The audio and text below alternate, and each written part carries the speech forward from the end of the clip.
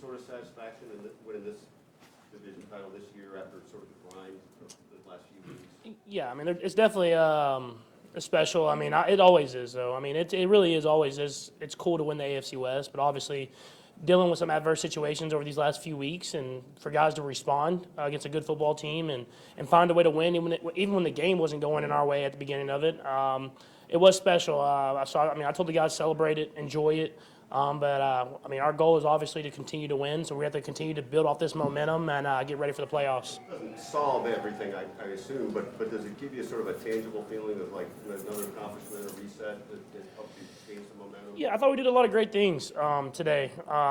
Offensively, I thought we did a good job of just letting the game come to us, not trying to force it, not trying to do too much. Obviously, we had the one fumble in the first half, but other than that, I thought guys did a great job. And we got to continue to get better in the red zone. But, I mean, Harrison Butker, he saved us, man. He knocked through, I think, 6 field goals. And when you have a defense like that shutting the door, man, I mean, that's how you got to win football games. Patrick, the performances of Rasheed and Isaiah, both over 100 yards, receiving and rushing. Just talk to those performances today and how they help you guys. Yeah, I mean, that's guys stepping up and making plays happen. I mean, I thought the offensive line did a tremendous job in the run game, and then obviously Isaiah, when he gets through there, man, he's gone. And so he did a great job. Rasheed made a lot of big plays, especially in the second half. And that's what we're going to need when they have that much attention on Travis. For guys like that, they step up and make plays happen. And like I said, I thought guys just continue with it. They didn't, whenever stuff wasn't going our way, they didn't get down. They just continued with the process, and we were able to find a way to get a win. Those big plays are a little bit more rare now, just because of the coverages you're seeing. And went to Rice, I guess, how good did that feel, and what did you see on that particular play? Yeah, I think they busted a coverage. I think they were trying to get to 2. And they ended up having 2 guys playing on the same side as far as the safety in the corner. And so I was looking that way to think it possible like a hole shot, and then it just opened wide open. And I thought Rasheed did a great job of catching it and getting vertical.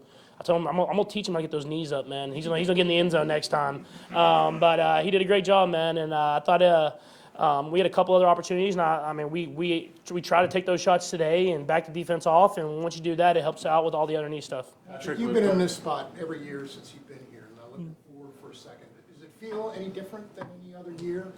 I mean, it's. I mean, obviously, the season hasn't been. We're not winning this in week 12 or week 13 like we have before. I mean, we had to battle through adversity and find a way to win this game, but it's not over. I mean, we have to continue to get better and better. We understand that. Kind of the motto of this season at the end of it's been a good game and a bad game. So how can we sustain and get stuff going and continue to build off this momentum and get that momentum going into the playoffs? And like I said, now you're in the playoffs. It's one game, single elimination, and I think we can go out there and compete with anybody. Patrick, Rasheed mentioned to me just some different options he had on that deep ball, but noticing that coverage, just wondering what you think about his instincts to spot that before the snap, and then at what point do you know that is where he's going? Yeah, no, he definitely did. He did a great job recognizing coverage and converting the route and getting down the field. He does a great job of that. I mean, for the most part, I mean, he's pretty correct on reading coverages and not making the same mistake twice. And we ran a play early in the game. The game before, he ran in, and I missed him, and I was talking to him about it. And then we ran another play where he caught it and got vertical and kind of towards the red zone. It was the exact same play. And he did a great job of recognizing the coverage and learning from the previous week. And that's just kind of how he's been all year long. And I think that's why you see him continue to get better and better as the season goes. Neil, What's it do for you guys as a team, as an offensive unit, to hit some plays downfield and look like the old Chiefs? Yeah, I think guys just did a great job of attacking the defense. I mean, I think at the end of the day, it's me trusting those guys to go out there and make plays happen, and I put it out there, and guys made a lot of plays happen. So, I mean, that's just going to continue to build trust that I can go and do that, and I think it'll help open Travis up because there's so much attention on him in the middle of the field, and I think if we can show that we can go over the top and hit these deep passes, it'll open up him, and then we can kind of battle off that throughout the rest of the year. Patrick, there was a report that you guys maybe simplified, kind of went back to basics on offense. Any truth to that? And do you feel like that helped if you did? Yeah, I think it wasn't. I mean, we still had a lot of the similar plays. I think we just put guys out there and said we're going to run the plays that we know. We're going to let y'all go out there and play fast, and then no thinking. Let's just be us. And I think that helped guys play more free today. And then whenever stuff went wrong, we could bounce back quickly. It wasn't like we were like trying to fix it and figure out a different way to do this. It was, hey, we know these plays, we run these plays, and let's let the guys go out there and play fast and use their talent. I thought they did a great job of it. Patrick, nothing against any of your other backs, but is there just a different energy when Pacheco's in the game? I thought. I think he's a different energy than any other player on the entire team, man. I mean, the way he runs the football, the energy that he comes with. I don't think I've seen.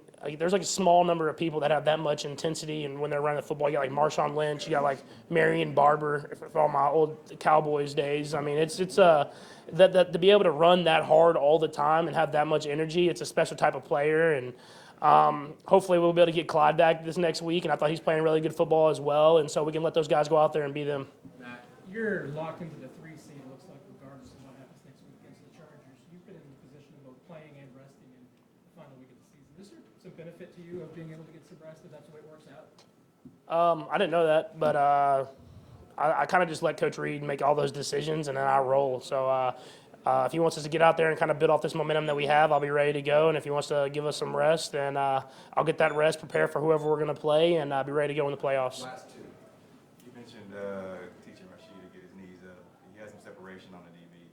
Is he faster than you notice sometimes? No, he's fast. I think people don't understand that because we haven't been able to utilize him downfield as much as we wanted to.